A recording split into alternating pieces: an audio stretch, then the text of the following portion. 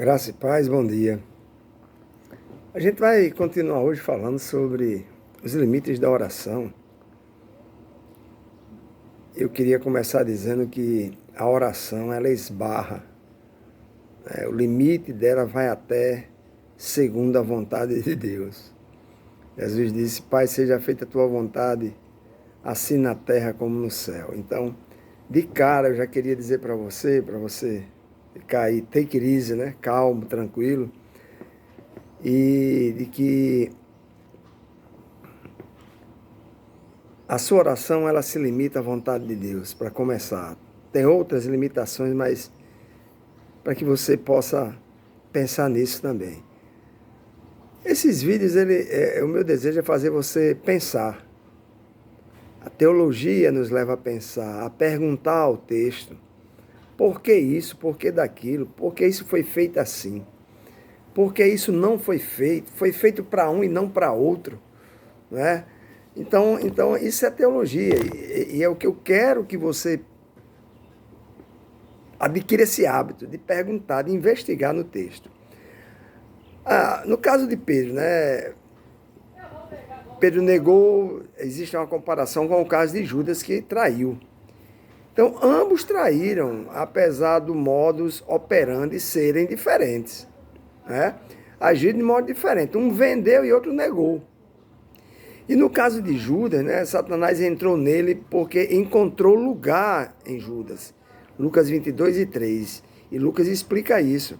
Já Judas e Pedro, eles foram envolvidos numa guerra espiritual que não podiam reconhecer nem sondar essa guerra. Satanás perseguiu os dois discípulos. Pedro por excesso de confiança e Judas por ser mau caráter, ladrão, mesquinho. Então, essa foi a responsabilidade deles para serem envolvidos por Satanás. Eles plantaram e colheram.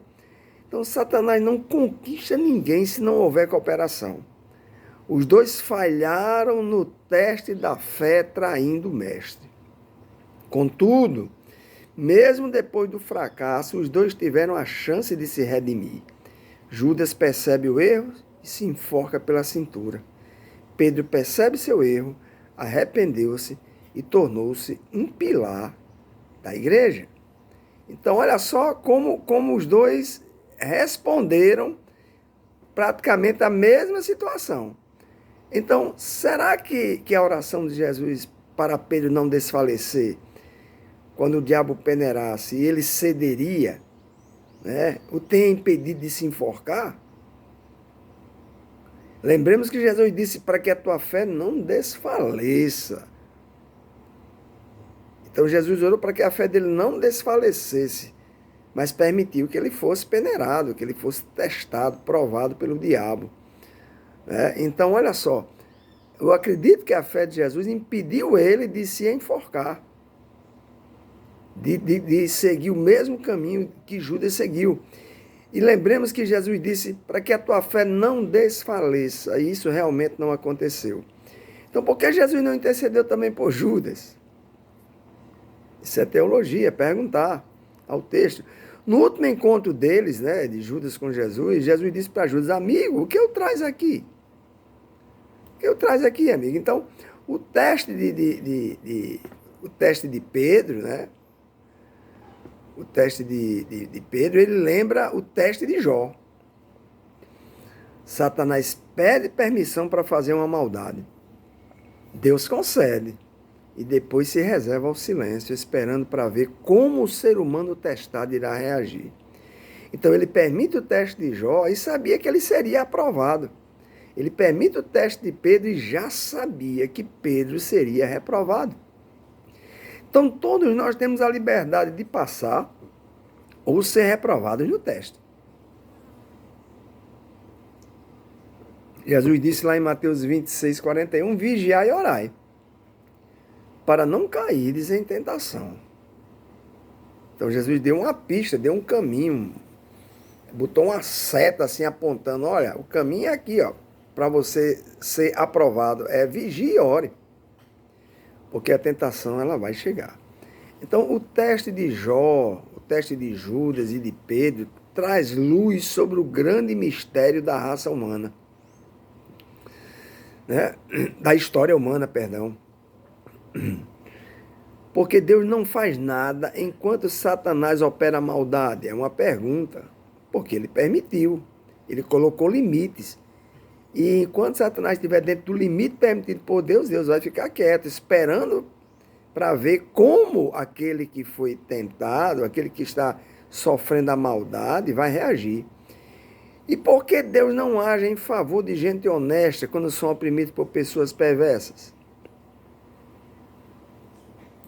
É uma pergunta que a gente deve fazer. Né? E às vezes a gente diz, mas é injusto, mas Deus permite. Deus permite porque amanhã, se essa pessoa não se arrepender, no tribunal de Cristo, ela vai responder por isso. Alguém tem que estar lá respondendo pelas maldades. Então, Philip Yancey, ele faz uma análise. Ele diz, a Bíblia estabelece um forte contraste. Ou seja, uma diferença notável entre o estilo esmagador da liberdade, que Deus nos dá, que é próprio do mal, e o estilo respeitador próprio do bem. Por exemplo, em Marcos 9, 14 ao 29, um jovem possesso por um mau espírito, espumando pela boca, rangendo os dentes e atirando na água e no fogo. É essa cena que a gente vê. Então, a possessão do mal transforma o jovem numa caricatura de ser humano, esmagando, obrigando a força da sua liberdade humana com opressão. Com opressão, você vai ser possuído por mim, e invade a vida do camarada e o deixa nessa caricatura de ser humano que não é a imagem e semelhança de Deus. Então, já Paulo, ele apresenta outra situação, com o ser humano sendo dominado pelo Espírito Santo. Totalmente o oposto. Lá em 1 Tessalonicenses 5,19, ele diz, não apaguem o Espírito. Não entristeçais o Espírito Santo de Deus, em Efésios 4,30. Então, aquele que é o Senhor do universo, preste bem atenção a isso, torna-se pequeno, tão respeitador da liberdade humana, a ponto de se deixar ficar à nossa mercê, à nossa vontade, sem obrigar, sem nos oprimir. Ele diz, estou à porta e bato. A porta do seu coração, pedindo licença para entrar. Deus não é invasivo. Deus não é como o diabo que se apossa com violência. Ele deixa você à vontade, apenas ele está lá batendo. Toque, toque, toque, quer entrar. Então, nenhuma palavra consegue dizer, expressar o nível de rebaixamento a que o Deus soberano, que veio morar em nós e nos pede. Como disse Paulo, não me entristeça, não me machuque, não me extinga, não me apague, não me expulse da sua vida. Na verdade, Deus castiga, mas raramente ele opta por isso. Deus prefere cortejar, prefere namorar, prefere tratar com civilidade, esperar por uma resposta, uma reação de amor por ele da nossa parte. Para depois ele pensar em realmente, você não quer me dar atenção, eu vou lançar o anzol. Vou levar você para o leito, vou levar você para a cadeira de rodas. Vou levar você a passar por esse problema, por essa dificuldade. Mas primeiro ele te corteja, ele te namora, ele te rodeia, ele te enche de amor, ele dá um tempo para você se voltar para ele. Quando você não faz isso, aí ele faz o oposto. Então, a oração de Jesus por Pedro, ela expressa o insondável respeito de Deus pela liberdade humana. Você é livre. Nada é forçado. Mesmo sabendo que o seu espírito iria traí-lo, Jesus não interfere com o milagre. Porque um milagre, nesse caso, esmagaria a liberdade que temos de trair ou não trair, oferecida a Pedro e também oferecida a nós. Então, Jesus permite que a história siga seu curso. Você vai ser testado, você vai ser provado, vai ser reprovado. Mas eu orei apenas para que você não desfaleça, para que você levante, sacuda a poeira, dê a volta por cima. E se torne um pilar da igreja. Então, Jesus permite que a história siga o curso. É vida que segue, mesmo com um enorme custo pessoal. Então Jesus orou por Pedro para que até a traição e a morte pudessem ser redimidas, isentadas, reabilitadas, reparadas, retratadas, como parte da ação da graça de Deus derramada sobre a humanidade. E aqui a gente pode dizer o que Hebreus diz, né? Aonde abundou o pecado, superabundou a graça de Deus.